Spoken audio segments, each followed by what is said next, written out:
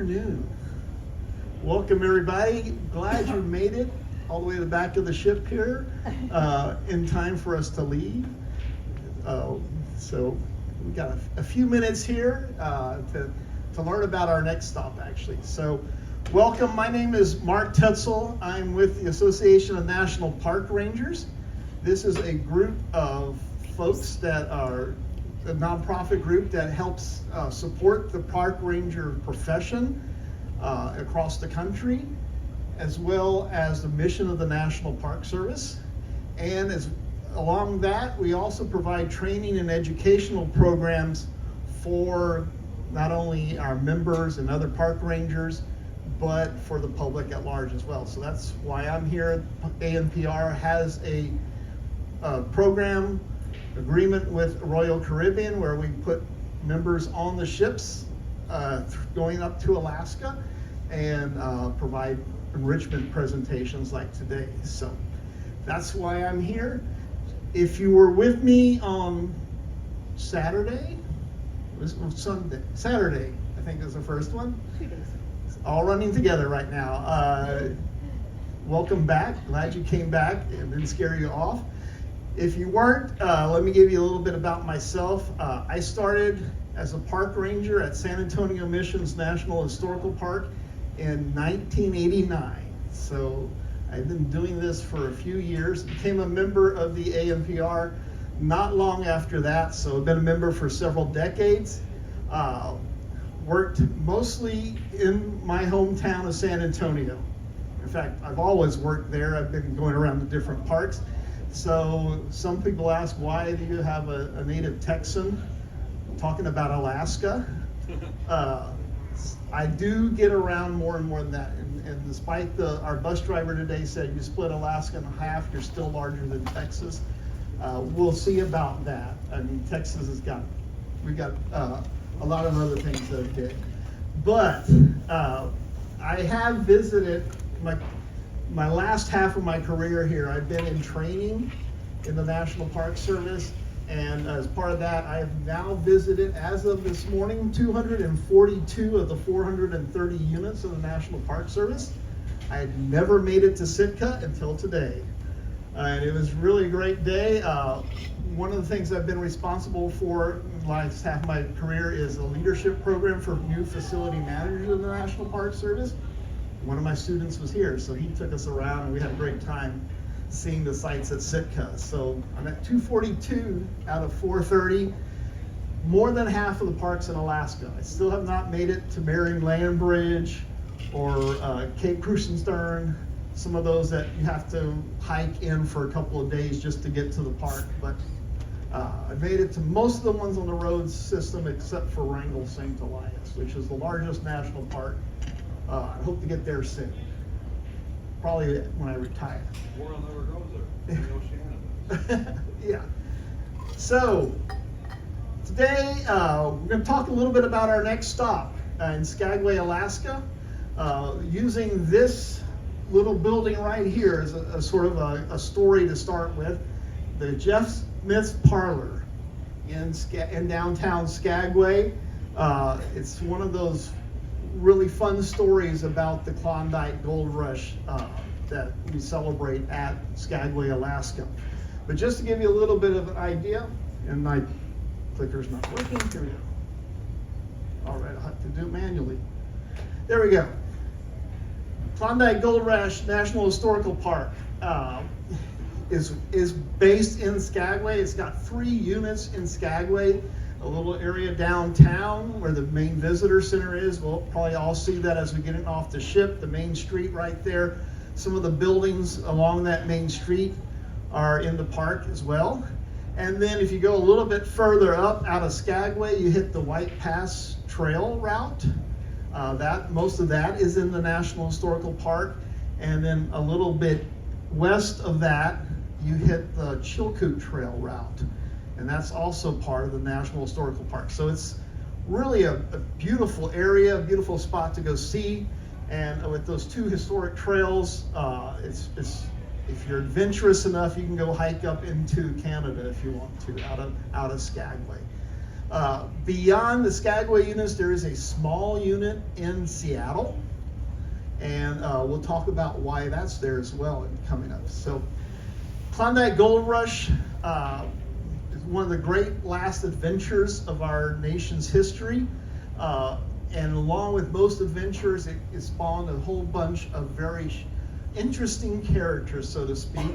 And we'll talk about one of those towards the end, Jeff Smith, going forward. So, just a little background where we are. So, in August of 1896, Skookum Jim, I don't know whether Skookum is his first name and Jim is his last name or vice versa, but that's what they call him. Skookum Jim was prospecting in the Yukon Valley, in the Klondike Valley of the Yukon in Canada with his brothers, and found some gold. And of course, when someone finds gold, that news spreads real quickly. And so within months, all the prospectors and miners in that area were crawling around there, staking claim to whatever areas were left to stake claim to, looking for those riches, going for gold. And so the gold rush is actually starting then in 1897. But really it did not blow up until the next year. And this is where Seattle comes in. So in 1898, a ship returns back from the Klondike, from Yukon through Alaska into Seattle. On board with 68 prospectors, and the Seattle newspaper says there's a ton of gold on board. That set everything on fire real quick. Things blew up. Eventually, even the mayor of Seattle resigned his job, left on the next ship, and when it came up this way to start looking for gold, the Klondike Gold Rush was on, and it was on fire. So in a few short months, everyone is headed up here to where we're at right now. Just to let you know, Seattle becomes this hub because this is it was the closest port to getting up into the Inside Passage into Alaska. And of the 100,000 or so prospectors that came up here for the Klondike Gold Rush, 70% of them went through Seattle. So that's why there's a small unit of the park there. But Seattle then took advantage of that. They set up mining schools, supply shops, everything you needed to get into the Klondike, they had available for you as well. So people are rushing to Seattle to get on the next ship up into this area to help, to go find their riches in the Klondike. Still not working. So, several routes took the miners or the prospectors up into the, there we go, into the Klondike. My pointer's not even working, all right. So you'll see this green line that's going off up around the Gulf of Alaska, around the tip of Alaska, up to where it's St. Michael's up here. That was the easiest route to get there. What people would do is get on in Seattle, head up across the Gulf of Alaska, around the Bering Sea. Once they get to that area around St. Michael's, you can get on rivers and eventually get to the Yukon River, follow that all the way into Alaska, and you're there. So that is the easiest route to get to the gold fields. It's also the most expensive route to get there. So they call that the rich man's route. Very few people had the means to use that route because they did not have the money to start with. They're headed to Yukon to earn their riches. They didn't have it to start with. So that route gets used very little. These yellow routes down here coming from Edmonton up into Dawson City and the Klondike, that was an overland route that if you've ever been in that area of Canada, you realize it's very mountainous, very rugged terrain. So people tried to do that going overland, but what normally happened is it took them so long they wound up at the Klondike gold fields 2 years after everybody else did, which was not a good thing if you're looking for a lot of money. So that's the overland route. An over glacier route started here in Valdez, Alaska, and Yucatan, Alaska. That blue line, now that looks like it's really short. Unfortunately, the glaciers, the ice field that you had to traverse made it extremely dangerous and difficult. Most people got lost or snowblind on their way and never actually made it to the gold fields. So that left one other route, that red line that you see right there, which they called the poor man's route. So the poor man's route started in Seattle, came up a lot like we did, came up through the Inside Passage towards Juneau, went past Juneau to the Taya Inlet, which we will be going up tomorrow morning to get to Skagway. Get all the way up to the Skagway area and another small town in that area called Daya. There they would get off the ship, have to climb over the Canadian range to get into Canada, where they finally get onto the river system in Canada and have another 500 miles, usually on homemade boats, to get to the gold fields from there. So that's the poor man's route. Again, it's not the easiest route, but it's the least expensive and the most preferred route to get into the Klondike. Because of that, 2 small towns in Alaska really start taking off because they sit right at the end of the water, at the end of the water route and at the foot of those 2 trails to get up and over the Canadian range into Canada. So the first one, where we will be winding up tomorrow, and you'll see this modern view tomorrow, what we see in this picture here, Skagway, Alaska. Skagway was called, and I can always have a hard time pronouncing this, Skagway is the native term for it, which means rough or windswept. So the Tlingit that were in this area called it Skagway, which we then made into Skagway. So Skagway had already been established as a European settlement there. It's set at the farthest reaches of the deep water in the Taya Inlet. So it had a really good spot to be at.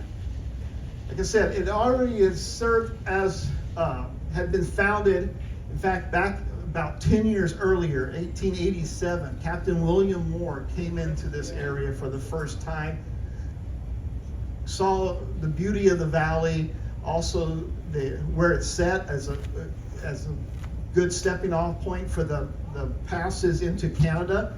So he settled in this area, and that's his cabin right there that he and his sons built in Skagway. And as you go further enough down Main Street, once you get to Skagway, you'll see this off to the side there. It's still there today. Captain Moore foresaw a lot of stuff because he realized that there was a lot of prospectors and miners in the area, and made a prediction that came true, that there was eventually going to be a gold rush. So he and his son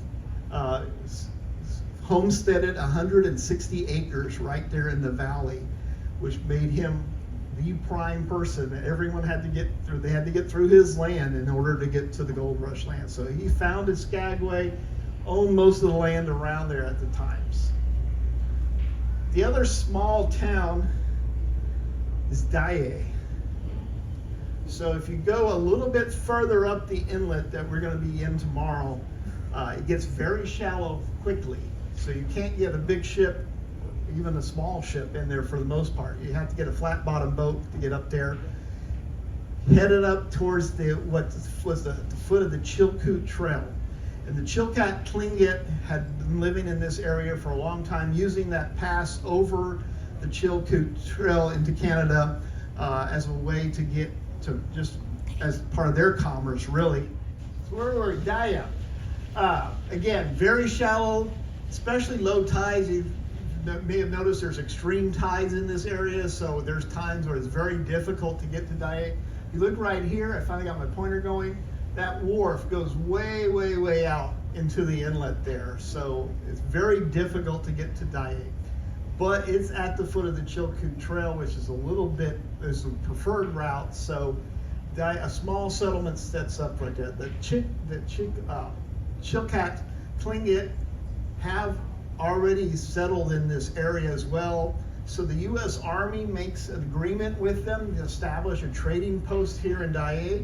to start some of the movement into Canada. And so Daiei becomes a player in this. Not that big of a player. Where Skagway, during the height of the gold rush, hit 30,000 people. Daiei only appears in the U.S. Census once in 1900 at 260 people. So Daiei is one of the spots that's still in the park today. Not much left, but you can go see a couple of facades of the buildings that were there at Daiei. So like I said, it stood at the foot of the Chilkoot Trail. The Chilkoot Trail into Canada was really the preferred route to go. It was steeper than the White Pass route on the other side of the ridge there coming up out of Skagway, but it was shorter. And for a lot of folks, it was going to be less expensive. We'll explain that in a minute as well. So people would head out to either try to get a skiff up to Daiei to get off and start up the Chilkoot Trail, or even today you can just drive a little ways from Skagway, get to Daiei, and head up the Chilkoot Trail to get into Canada. At one point, to make the route a little bit easier, they opened 5 separate tramways to get up some of the steeper sections of the Chilkoot Trail. So that's, if you had a little bit of extra money, you could pay to help you out a little bit getting over the pass. But most people, of course, at this point didn't have their riches yet, so they skipped the tramways and just, you can see that climbing up the hill. Again, this is part of the park. If you're very adventurous, we hiked the lower section of it a couple of years ago. It's a really beautiful area, and the Chilkoot Trail unit starts right in what used to be Daiei. So if you can get away from Skagway a little bit, get out to Daiei, you can see some of the Chilkoot Trail. The White Pass route, that again is the one that comes out of Skagway up White Pass into Canada. Early on, some entrepreneurs saw that this was probably going to be the preferred route eventually getting into Canada. So what they did, the former mayor of Minneapolis left his post again, came all the way here to Skagway, started working on a toll road up into Canada over the White Pass route. And that made things a lot easier, but since he did it, he got to charge a toll, and it was 75 cents per pound of gear that you had to take over. So he was making a little bit of money off of that, as you'll see in a minute, because they had to take a lot of gear over this. Eventually, some other entrepreneurs figured a railroad would be much better than even the toll road. And so the White Pass Railroad, the construction on that began in 1898. And in 2 years, they completed the route over the White Pass route into Canada. So tomorrow, a lot of us are going to head up there. If you have tickets on the White Pass Railroad, you're following that route from that the Gold Rush took back in 1898. It's spectacular. I've done it once before. We're looking forward to doing it again tomorrow. Because it's just a beautiful trip up the railroad, up the pass into Canada. Like I said, 75 cents a pound may not seem like much, even in dollars back then, but it did eventually become a burden financially. So that's why a lot of folks chose the Chilkoot route instead of the White Pass route. One of the reasons for that is because Canada, when they realized what was going on, the Canadian government realized they had a big problem on their hand. First of all, Skagway itself was lawless. One of the mounted police came in, said it's a little bit better than hell on earth to be in Skagway at the time. So a lot of stuff going on, a lot of unscrupulous characters headed into Canada as well. A lot of unprepared people headed up into the Yukon for this. And so Canada started putting a lot of mandates into place. If you wanted to enter Canada to go to the Gold Rush, you had to follow their mandates because it's their land. And eventually, the most stringent one they did was said that you had to take 1 year's supply with you out of Skagway into Canada. And that 1 year supply equaled 1 ton of goods. So 1 ton at 75 cents a pound becomes very expensive very quick. So that's why the toll road was not always the best route to go. Like I said, Skagway, a lawless town at this time, a lot of things going on. One of the things, for a few people, they had 80 bars in Skagway alone. This is the Mascot Saloon in Skagway. One of those 80 bars, one of the most famous ones. In fact, when we go into Skagway tomorrow, this is what it looks like today. The National Park Service owns the building now. We've redone it to make it look a lot like you do. There's nothing in those bottles, so you can't get a drink there. But you can see some of the mannequins dressed up like the characters from the Gold Rush there at the Skagway, at Mascot Saloon in Skagway. 80 multiply that times 80, and you can get an idea of what was going on in Skagway at this time. The other thing is there was other types of establishments in Skagway. My parents actually made it to Skagway a few years before I did, and I'll never forget my dad calling up and saying, "Do you realize there's a brothel in the national park here?" And I said, "No, there's not. It's not in the national park, it's just across the street. But the Red Onion Saloon right here, downstairs today is a saloon. You can go have food, you can have lunch and drinks there as well. You can pay a little bit extra and take a tour of the upstairs because that's where the ladies worked in Skagway." So Red Onion is a prime example of what that was like back in the day. There was numerous brothels as well throughout Skagway and Dyea. In fact, they couldn't keep count of them because they kept moving around to stay above law. Very lawless area, not a place you'd want to bring your family back then. So enter this character, Jefferson Smith. Jefferson Smith is probably one of the most infamous characters related to the Klondike Gold Rush. He actually was born in Georgia in 1860. He was part of a very wealthy plantation family in Georgia and grew up like that until after the Civil War. And like so many plantations in the Civil War ruined them. So they had to leave Georgia. They came to Round Rock, Texas.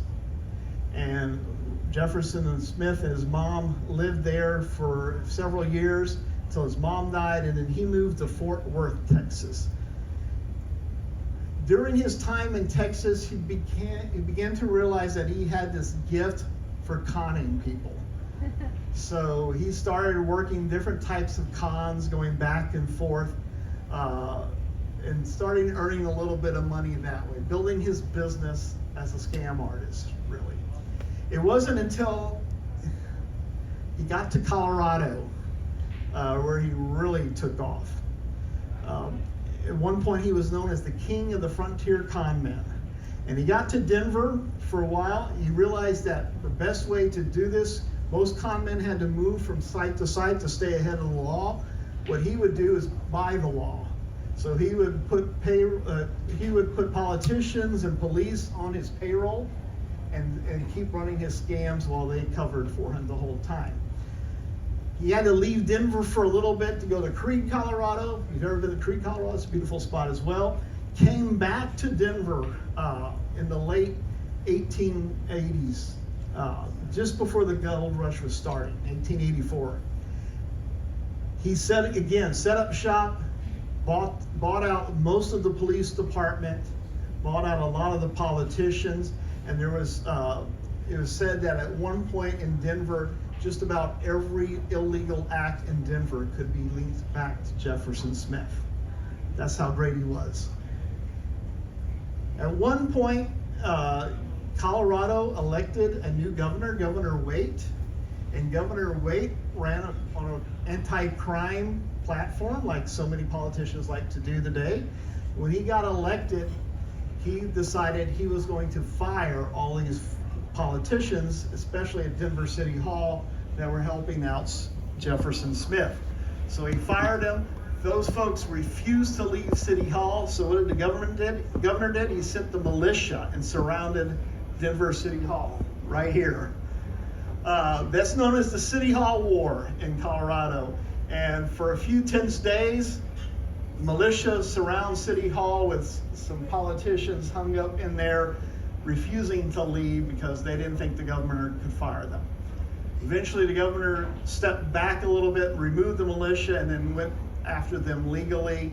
And during all this time, there were several different trials going on for all these politicians that were in Jeff Smith's pocket. He testified against them. That's how, he was really up for them. So the Denver City Hall Wars is really one of the things that Jefferson Smith is really famous for.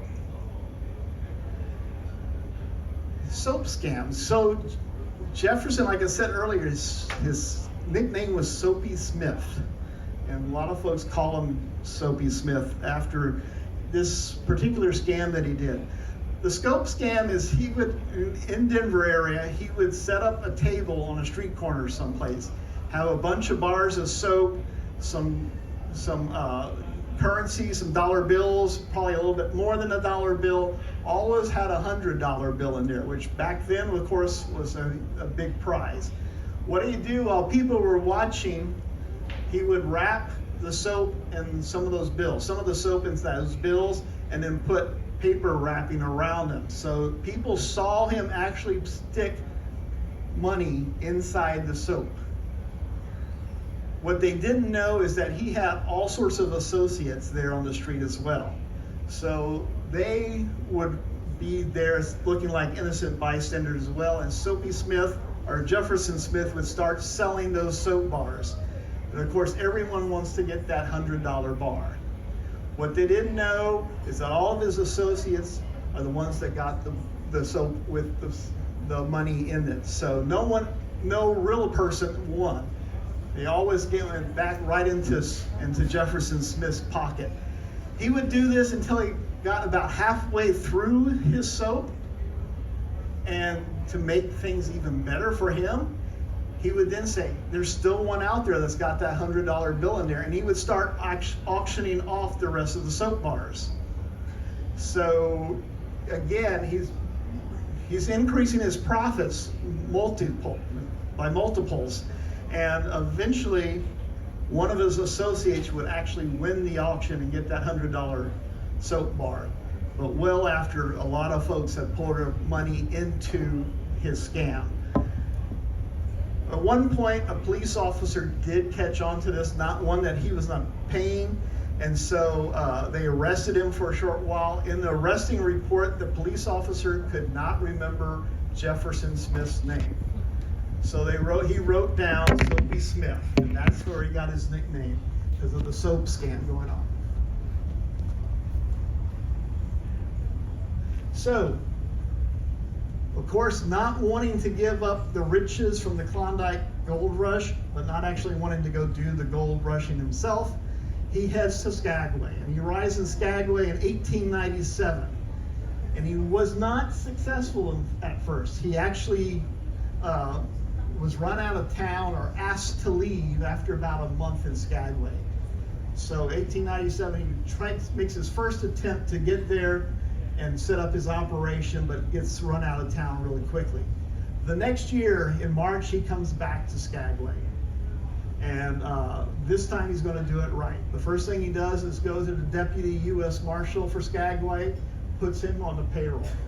He brings in several other of the political figures in Skagway, puts them on the payroll, sets up shop there in Skagway, and starts running his scam there. So he's in Skagway by March of 1898, running his scams, multiple scams, different variety of scams, taking advantage of the good people of Skagway going forward. Right here, that's Soapy right there. It's hard to see him, but this is the July 4th parade in 1898 in Skagway, where he's now one of the main political figures. leads us to this little building, Jeff Smith's Parlor. And I always think, if you notice, is right across the top there, it didn't have a wide enough building to put his full name there, Jefferson Smith. So he just puts Jeff period Smith's Parlor, because he didn't want to make a wider building or something. But Soapy Smith sets this up not long after getting back to Skagway in March of 1898, and this becomes his headquarters. He would send out some of his shills, some of his associates. They would act like they were clergymen or representatives from hotels or ship lines or just you name it. They would meet people coming in on the wharf, make friends with them, and get them deep into Soapy Smith's scam. They would then say, okay, you need to stay at this hotel, which may or may not exist. When if you're coming down from Canada and wanting to get out of there, you can get on our ship line, which does not exist. And so you take your money and they take their money and stuff.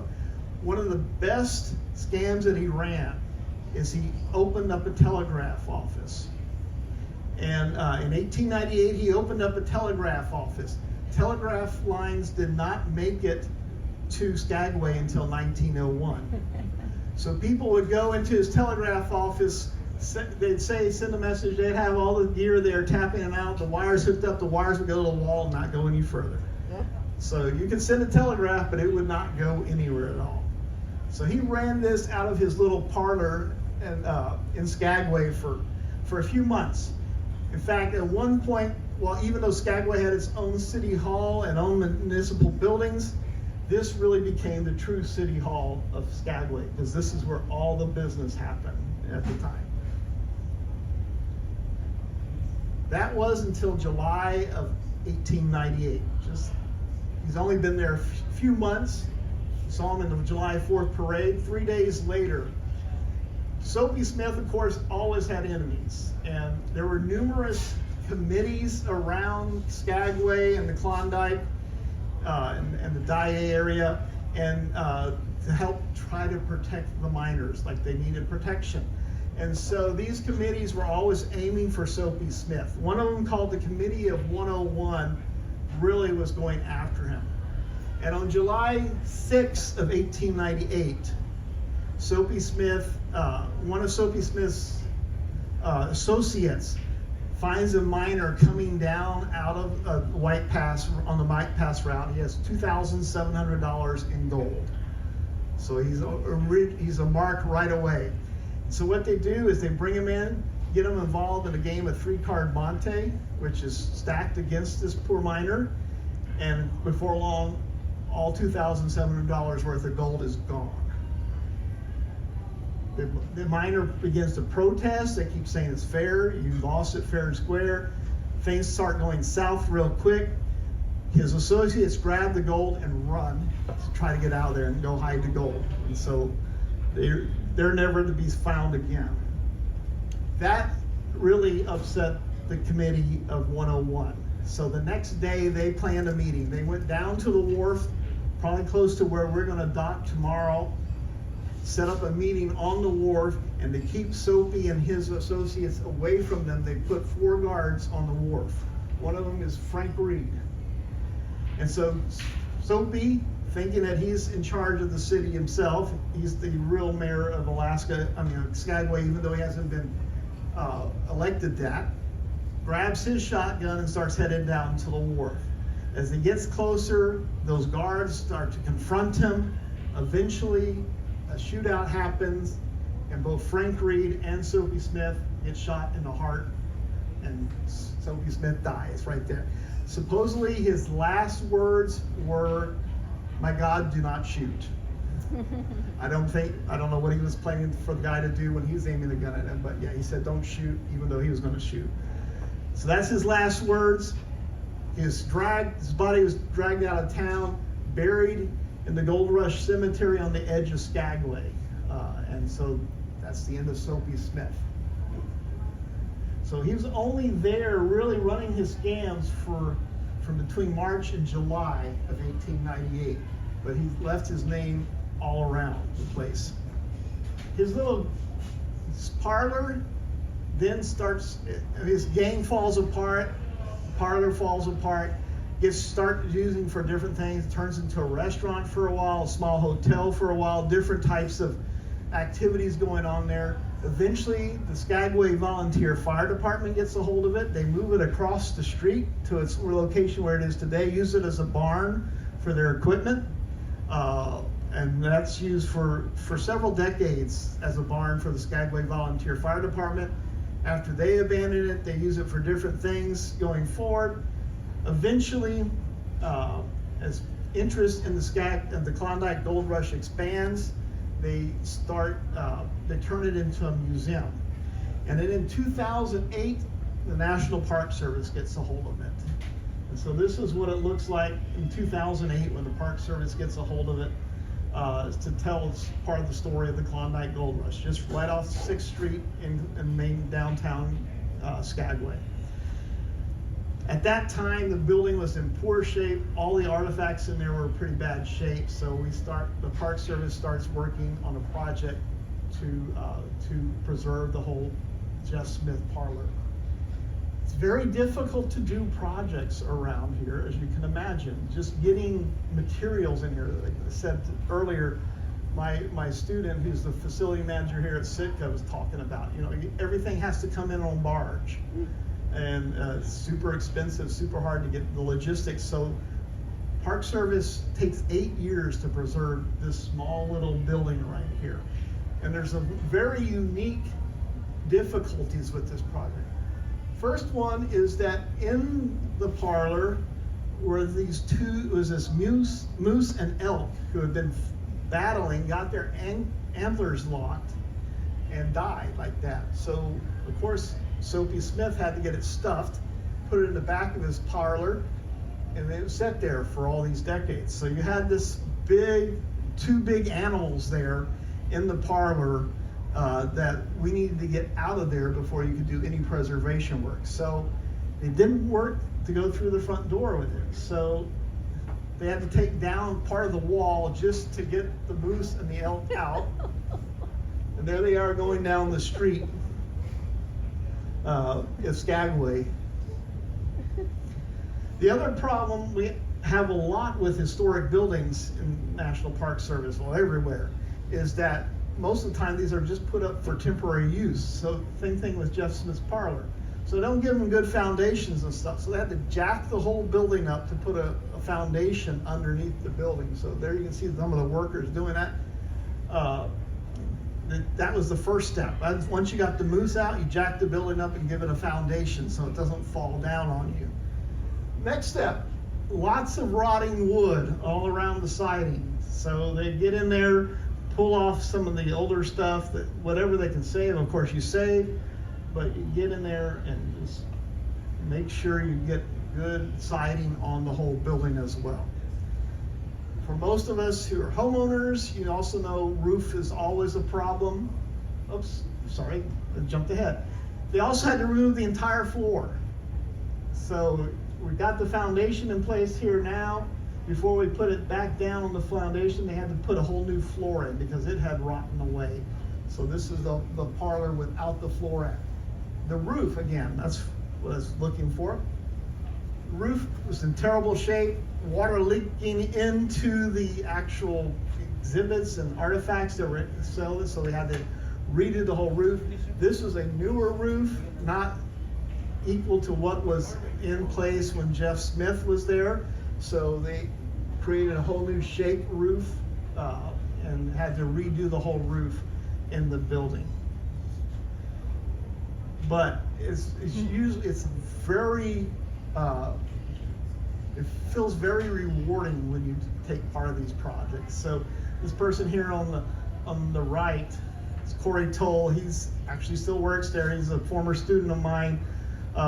He poured his heart into this for 8 years. He was the project manager for this. And 3 years ago when we were here, he took us on a tour of Jeff Smith's parlor. It was really a cool thing to see. Now today, the parlor looks a little bit more like it did back when Jeff Smith was around for those few months. You see there's Still short sign, still narrow building, says Jeff Smith's Parlor. Once you get inside, the bar is set up. That earlier picture we had of Jeff Smith standing at the bar, this same bar.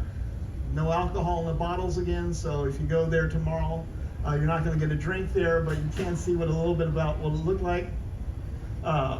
We have more of the artifacts back on the wall, including some pictures back in here. You can see in the older days of Jeff Smith's Parlor. And then finally, the moose and the elk are back in their place in the back of the building. That's cool. Like I said, when we get to Skagway tomorrow, you just go up the main drag, past the visitor center. It's the 6th Street, take a left, and there's Jeff Smith's Parlor. They may have some tours. They were thinking about opening up a couple more tours when we get there, so we'll see what they were able to do. But if nothing else, you can go see that and get a little bit of an idea of that story of Jeff Smith, one of the most unscrupulous characters and infamous characters of part of the Klondike Gold Rush today. Skagway is a beautiful, a unique town, and the valley is beautiful. So enjoy your day tomorrow. It's going to be a great time. Get up on the White Pass Railroad. You'll enjoy that as well. If not, just walk around town and go into the Mascot Saloon, find Jeff Smith's Parlor, and try to put yourself back in the days of the Klondike Gold Rush in the late 1890s. So that's all I have for you today. This is. Thanks. If you do want to go search for Jeff Smith's tomb or grave, that's where it is. Again, it's on the edge of town, sort of hidden in what used to be the Gold Rush Cemetery. Most people agree that his remains are no longer there. So don't be surprised if you start digging, don't start digging. But anyway, yeah, thanks a lot, everybody. Great seeing you. I'll be back